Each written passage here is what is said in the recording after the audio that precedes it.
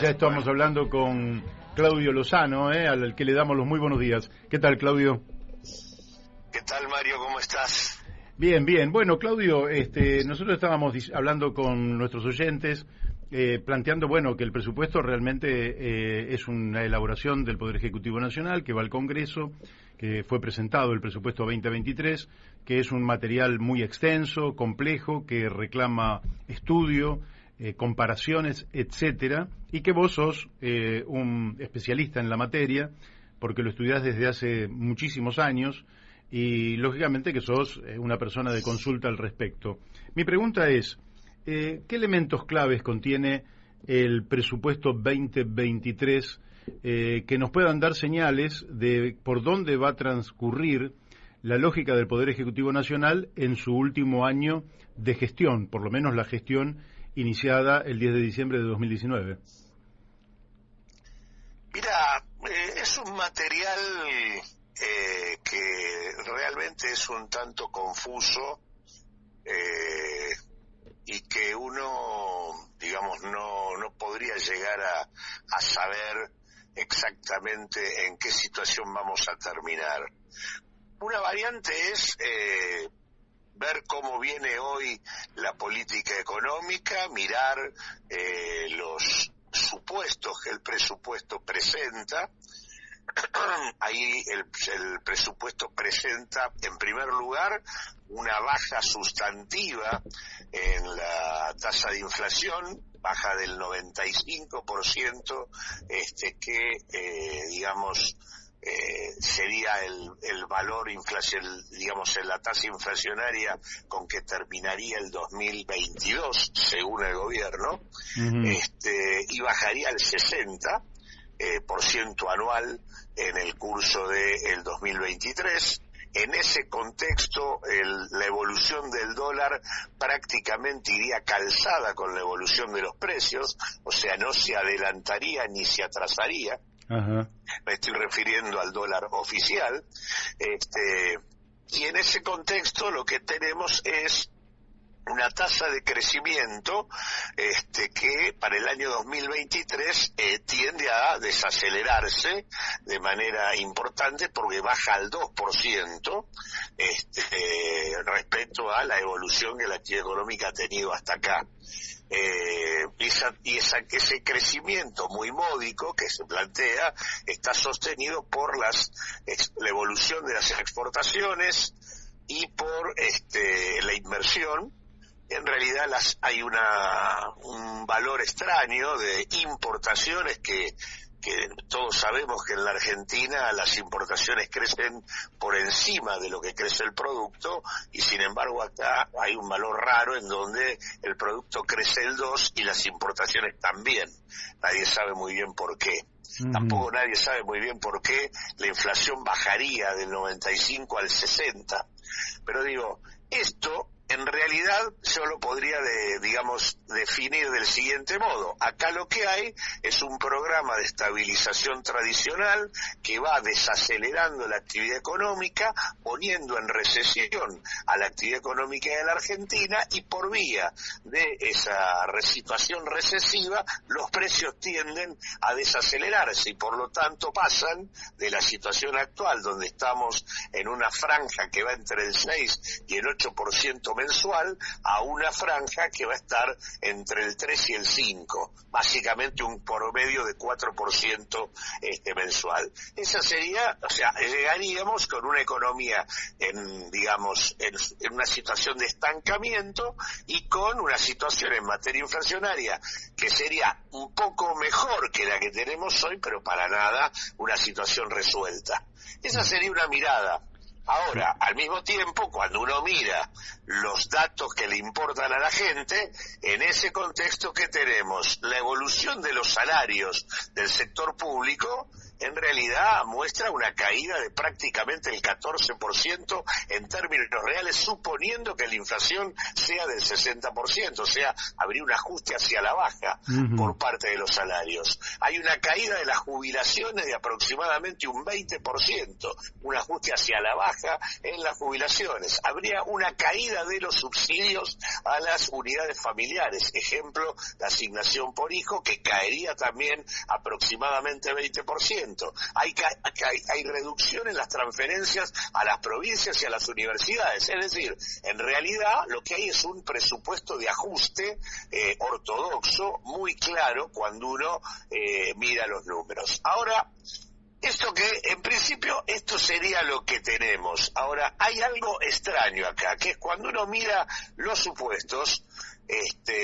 lo que dice el mensaje es que en realidad el ajuste más grande se estaría dando en este semestre y sobre todo en el último trimestre de este año. Y por eso, cuando el producto creció en el primer semestre alrededor del 6%, ellos dicen que este año termina con un crecimiento del 4%, con lo cual en el segundo semestre prácticamente la economía no crecería e incluso caería. Este es un primer elemento importante, porque si eso ocurre, el crecimiento del 2% que plantean para el próximo año implicaría recuperarse de esa caída creciendo al 4% anual, e incluso dentro del presupuesto ellos prevén que los recursos que vienen de lo que serían los aportes personales y las contribuciones patronales a la seguridad social, que están atados a la evolución de los salarios, crecerían en términos reales, con lo cual estarían diciendo que los salarios reales crecerían por encima de la inflación, que es lo contrario de lo que dice la pauta salarial para el sector público. Entonces, ¿por qué lo digo? Porque da la sensación de que el gobierno dice, va a haber ajuste en el último trimestre de este año y el próximo recuperamos. ¿Cómo sería la única manera que eso podría ocurrir? Si se estuviera pensando en una estrategia de shock antiinflacionario que involucre congelamiento de precios. Esto es lo único que podría hacer que eso que están planteando en el presupuesto en términos de caída del producto ahora y recuperación de la actividad durante el 2023 tuviera que ver con que de alguna manera se pasaría de este plan de estabilización a una suerte de congelamiento de precios en el marco de programas similares de carácter heterodoxo a lo que fueron las experiencias del Austral en su momento y demás. Solo si fuéramos a una estrategia de esa naturaleza que implicara un programa antiinflacionario basado en recomponer el poder adquisitivo, solo en ese marco tendría sentido lo que está diciendo en los supuestos el presupuesto nacional. De lo contrario, si esto no es así, si no están dispuestos a salir del plan de estabilización e ir a una política de shock antiinflacionario que permita congelar precios para recomponer ingresos y actividad, si no están dispuestos a eso, en realidad lo que tenemos es un presupuesto que lo único que destila es ajuste y ortodoxia. El ajuste ya sabemos que, puede devenir en que se equilibren las cuentas públicas, que se genere previsibilidad y que todo vaya magníficamente bien y generemos un clima de inversiones, etcétera. Eso es el presupuesto generalmente que han planteado los liberales y que nunca ocurrió de esa manera, salvo alguna excepción, por ahí en su momento con los planes que vos mencionás, la convertibilidad, que fueron políticas de shock que tuvieron un cierto estímulo, pero que duraron un tiempo y se esfumaron. Ahora también hay un escenario que es el escenario de que en un clima de contracción, de recesión, muchos actores de la economía desistan de pagar los impuestos en los niveles en que lo están haciendo, los posterguen o directamente no los paguen y las cuentas públicas se desequilibren aún más. ¿Vos cómo estás viendo eso? Porque la verdad que estamos bastante confundidos respecto de cómo evolucionarán las cosas respecto de los próximos meses. Mira, yo creo que la lógica lógica del plan que hoy está vigente es la lógica de, digamos, la prioridad central aquí del plan es la obtención de divisas sobre la base del estancamiento de la actividad económica y un menor consumo de producción importada por parte de la Argentina, de manera tal de ampliar el saldo comercial y poner a la Argentina en capacidad de pagar deuda. Eso es lo que está como núcleo central del programa de estabilización. Como segundo efecto, tiene el efecto de, al poner en recesión, desacelerar la evolución de los precios por enfriamiento de la actividad. Y el impacto que tiene una lógica de esta naturaleza es indudablemente una caída de los niveles de empleo y consecuentemente un deterioro aún mayor de las condiciones de vida de la población. Y ciertamente las políticas recesivas de esta naturaleza en la práctica nunca logran estabilizar las cuentas públicas porque efectivamente los recursos tienden a contraerse y efectivamente eso lleva a un nivel de reducción del gasto que indudablemente entra en conflicto con la posibilidad política de llevarlo a fondo. Por eso todas las estrategias que pretendieron por la vía de la lógica del déficit cero, llegar a buen puerto una determinada perspectiva o gobierno, como puede haber sido el caso de Macri entre el 2018 y el 2020, como puede ser el caso de la Rúa en el final de la convertibilidad con Cavallo y el déficit cero, todas esas políticas que en realidad se parecen mucho a la estrategia que hasta acá se viene aplicando, no terminaron bien, casualmente terminaron muy mal. O sea, ninguno de los dos logró sobre la base de esas estrategias estabilizar nada. Por eso a mí me resulta sorprendente que algunas de las referencias del propio Frente de Todos piensen que hay que bancar esto que ocurre porque es esto o el gobierno no llega. Y la verdad que la experiencia de los planes de esta naturaleza que intentan llegar, la verdad que lo que garantizan es que no se llegue. Claro. Macri terminó prácticamente yéndose apurado, y ni que hablar de la Rúa. Y en todos los casos lo que aplicaron fue una lógica similar a la que se está aplicando. Por eso vuelvo al punto anterior. Digo, la única manera que estaríamos en condiciones de plantear una perspectiva diferente es si esto que están diciendo con los supuestos de que cae la actividad en el último trimestre y se recupera dinámicamente en el 2023, es porque en el medio hay un cambio de la política y pasamos de este plan de estabilización que no lo lleva a ningún lado a un programa de carácter heterodoxo con congelamiento de precios y que implica recomposición de ingresos en el marco de una política de shock de carácter antiinflacionario. Si acá no hay una receta de esta naturaleza como reemplazo de la que está en curso, el panorama es un panorama sumamente complicado. Efectivamente, y yo tengo mis dudas de que acompañe una medida de este tipo alguien como el viceministro de Economía, Gabriel Rubinstein, que es muy parecido a los economistas más ortodoxos de la Argentina. Ha trabajado con Miguel Ángel Broda y tienen una lógica del mercado como asignador de recursos, etcétera, que realmente es muy primaria. Pero te quería preguntar, ¿y cómo estás viendo vos el impacto sobre la sociedad? Pero no solo el impacto que lógicamente afecta el bolsillo individual de las personas, y por ejemplo tenemos a los jubilados que cuando ven caer su ingreso sufren consecuencias porque ya están empobrecidos, pero que no tienen la capacidad de salir a la calle a generar una movilización de 2-3 millones de personas o lo que fuera,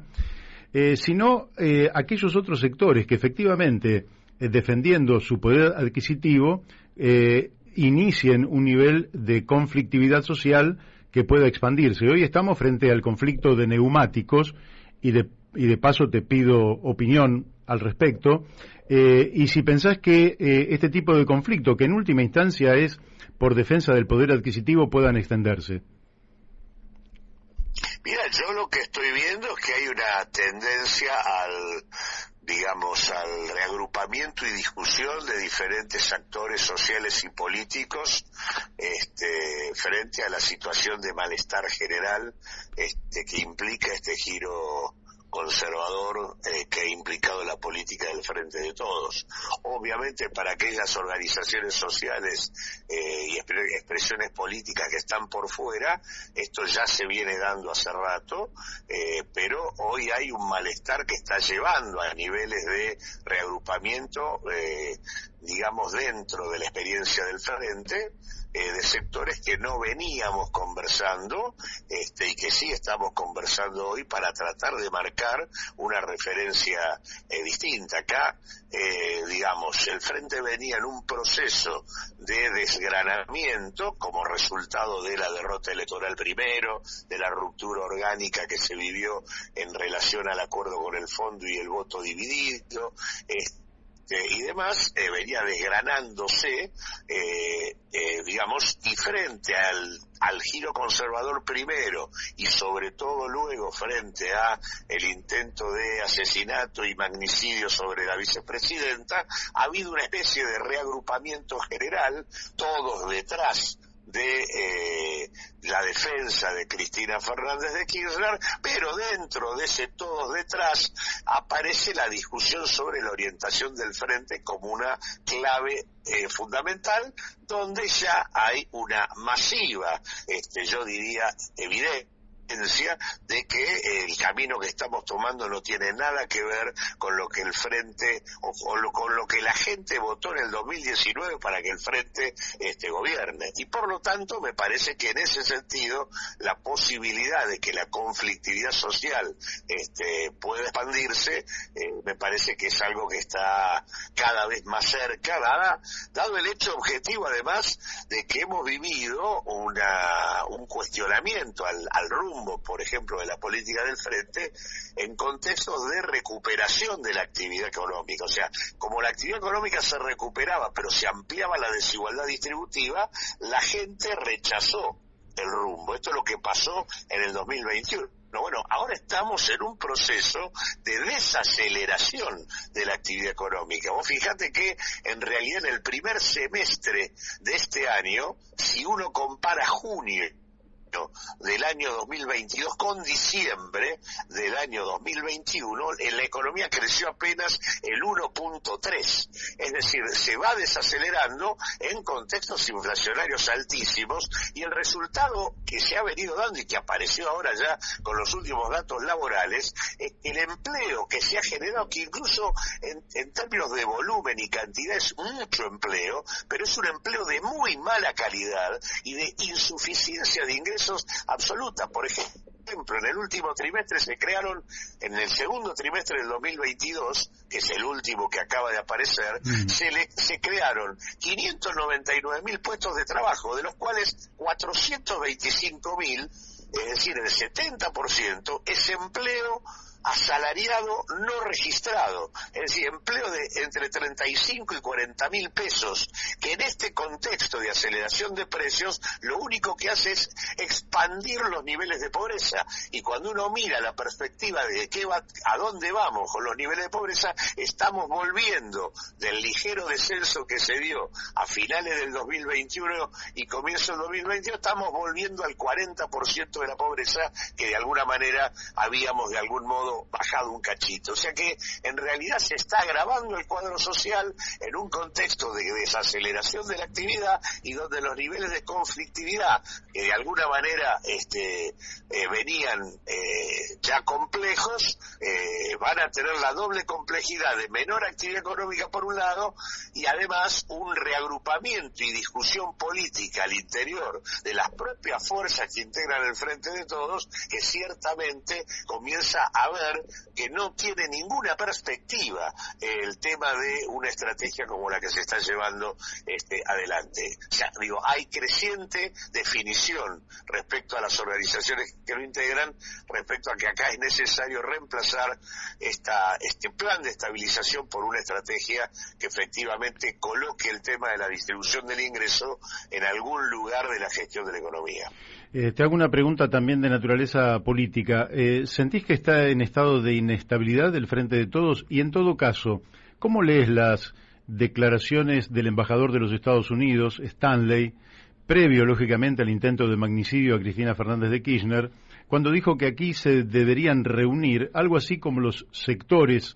del medio, ¿no?, de la amplia avenida del medio, provenientes de uno y otro lado, como para constituir una fuerza que avale, de alguna manera, estas políticas de ajuste que estás criticando? ¿Cómo lees la situación y la potencial evolución del sistema político? Porque da la impresión que un sistema político bifrentista, así como está, no termina por reflejar la realidad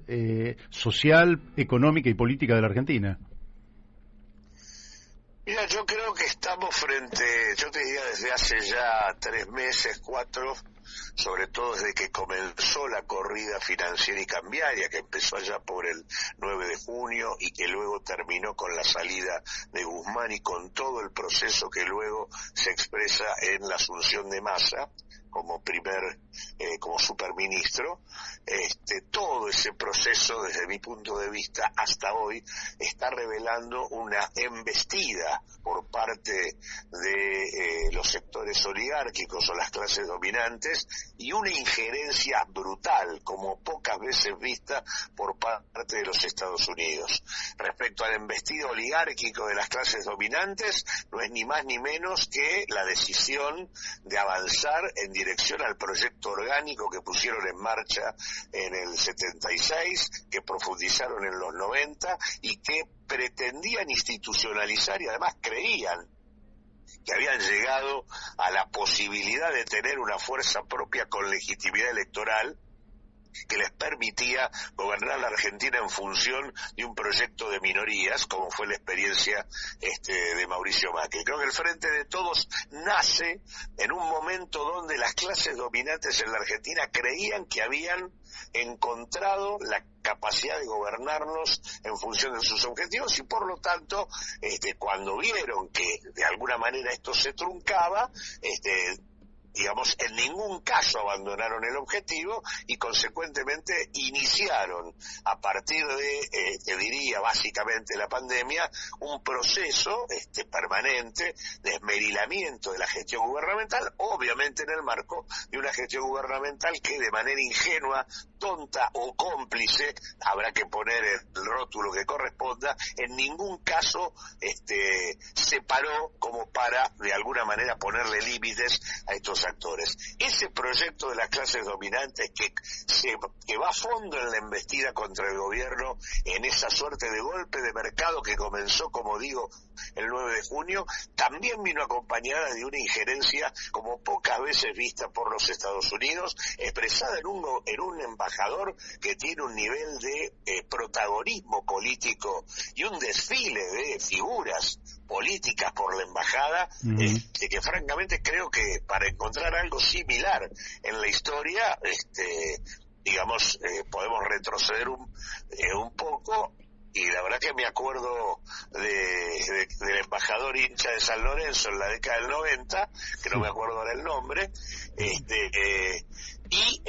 me tengo que retrotraer prácticamente a Baden. Claro. Y la verdad que está tanto el caso de él como la presencia de el Comando Sur de los Estados Unidos, la señora Laura Richardson, su presencia acá, la inspección que han hecho sobre Vaca Muerta, la inspección sobre el polo logístico de Ushuaia para ver si hay financiamiento chino, el cuestionamiento a que la Argentina lleve adelante el desarrollo nuclear en asociación con China. Queda clarísimo que,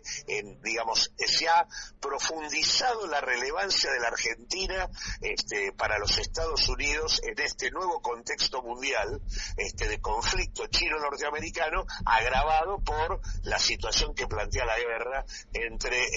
Ucrania y Rusia. Y claramente el primer elemento central de esta decisión norteamericana de tener control sobre la Argentina fue el crédito que se le otorgó a Mauricio Mauricio Macri, que como todos sabemos era un crédito destinado fundamentalmente a tener control sobre el gobierno que seguía, porque sobre ese gobierno se ponían todos los vencimientos y casualmente con ese control se doblegó al gobierno del Frente de Todos y tenemos hoy un control de la política económica hasta el 2034. O sea, digo, claramente acá hay una situación en materia de injerencia de los Estados Unidos a partir de ese crédito que no fue un crédito del fondo, fue un crédito de los Estados Unidos violentando las reglas del fondo para llevar adelante una estrategia geopolítica sobre la región. Argentina es un país muy importante en ese sentido porque es el país que tiene mayor capacidad de vínculo con China dentro de la región, es un país que siempre ha tenido hasta sus propias clases dominantes conflicto con los Estados Unidos. Entonces, en ese sentido creo que como pocas veces el tema de los Estados Unidos interviniendo en la política local es clave. Y de hecho, en lo que vos me decías, claramente lo que hay acá es un intento de conformar una nueva coalición político-electoral que involucre a Massa, que involucre a Larreta, que obviamente implique correr por de alguna manera a toda la experiencia más crítica dentro del Frente de Todos y armar una nueva coalición que permita que la Argentina, que produce energía, alimentos y que vende naturaleza al mundo, sea la que efectivamente ellos quieren. Han salido a hablar sobre la importancia que tiene el litio para ellos, la propia comandante del Comando Sur hablando sobre la abundancia de recursos naturales que son tan importantes para la seguridad de los Estados Unidos. Entonces digo, me parece que está claro que tenemos hoy como nunca una decisión de control norteamericano sobre la Argentina, como pocas veces se vio. Por eso es que creo que es hora de que discutamos en serio las fuerzas que tenemos que ver con la necesidad de impulsar un proyecto emancipatorio y de dignidad y de justicia social para nuestro pueblo, porque efectivamente lo que tenemos enfrente es ciertamente muy complicado. Te manda un especial saludo a Claudio Lozano, Ángel Cadelli, pero te lo leo. Dice que especial saludo a Claudio Lozano, que cuando fue diputado nacional le dio estado parlamentario a los proyectos de ley de transporte por agua con reserva de carga y Fondo de Desarrollo de la Industria Naval Nacional, permitiendo contratos consuelo mientras los mismos no se trataban. 1 buque petrolero, un remolcador para Argentina, 5 buques multipropósito para Alemania, 2 buques petroleros para Venezuela. Proyectos que le daban fuerza al astillero Río Santiago y cuando se abandonaron por la ley Luenzo Solanas, que sí salió, gobierno de Macri, se produjo la parálisis del mismo. Abrazo grande para él y la gratitud de siempre de los trabajadores del astillero Río Santiago. No pocos tienen este saludo y este elogio de Ángel Cadelli, Claudio. La verdad que es un gran compañero, un gran amigo. Siempre mientras yo fui diputado, trabajamos juntos en tratar de que los 3 proyectos centrales para el desarrollo de la industria naval tuvieran estado parlamentario. No lo logramos, sí instalamos con fuerza la discusión, y la verdad que siempre llevo, digamos, conmigo la compañía, la gratitud y el apoyo de los compañeros del astillero, las compañeras del astillero, porque, digamos, me hace sentir muy bien haber sido fiel a las definiciones que ellos y a las propuestas que ellos levantaban, que por otra parte tanto el complejo de la industria naval como el complejo petrolero energético como el complejo ferroviario son complejos estatales fundamentales para cualquier estrategia de reindustrialización de la Argentina y que son los que todavía siguen controlados o por políticas que no van en la dirección correcta, y que realmente podrían potenciarnos un proceso de sustitución de importaciones, de desarrollo tecnológico y de reconstrucción productiva que ciertamente nos permitiría que pasara lo contrario de lo que comentaba yo antes, que acá hay un proceso de recuperación de la actividad económica cuyo correlato es empleo asalariado no registrado, cuentapropismo y changas, y todo en general informalidad al palo, con ingresos insuficientes que impiden poder resolver los problemas sociales que la Argentina tiene. Bien, bueno, te mandan, hay otros saludos, pero voy a mencionar el de Luis Laferrier, que te manda también un fuerte abrazo. Sí, gran amigo del compañero. Sí. De Entre Ríos. Entre Ríos, de Paraná. Y te hago una vamos ya a ir cerrando, pero no puedo dejar de preguntarte porque me hace la pregunta un oyente, si conocés cuál es la situación de la cerealera Vicentín. Mirá, sí, la situación, por lo menos hasta que nosotros estuvimos en la conducción del banco, habíamos logrado un hecho muy importante, que era que le sacaran al juez Lorenzini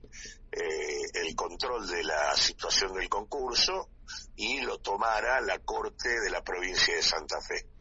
En ese marco de ese concurso, el juez Lorenzini había viabilizado un conjunto de cosas para que la empresa pudiera llevarse, para que Vicentín pudiera consumar la estafa, quedándose como socio, entre comillas, minoritario de Glencore, que es el que en todo caso quería quedarse con todo el negocio, y de hecho hoy está quedándose con todo el negocio de la molienda de soja en la Argentina y ocupando el mismo lugar que tenía la empresa Vicentín. Y los Vicentín lo que quieren es terminar siendo parte de esa movida, como socios que son aparte socios históricos de ellos. Nosotros habíamos logrado cuestionar la propuesta con la cual Vicentín quería lograr la mayoría, era una propuesta inconstitucional porque la lograba vendiendo un activo fundamental como era Renova, que es la empresa que era prácticamente la joya de la abuela. Vicentín tenía el 50% de las acciones de Renova y vendió 16% antes de entrar al concurso, y el 33% que le quedaba lo vendía ahora, cuando nadie puede vender en el marco de un concurso un activo que tiene que estar a disposición de los acreedores. Esto que el juez permitía, le permitía a Vicentín tratar de comprar los votos de otros acreedores para lograr la mayoría en el concurso. Nosotros logramos que con el cuestionamiento que se hizo, la Corte le sacara al juez esto, y el resultado, esto todavía sigue siendo así, o sea, se interrumpió el concurso, y ya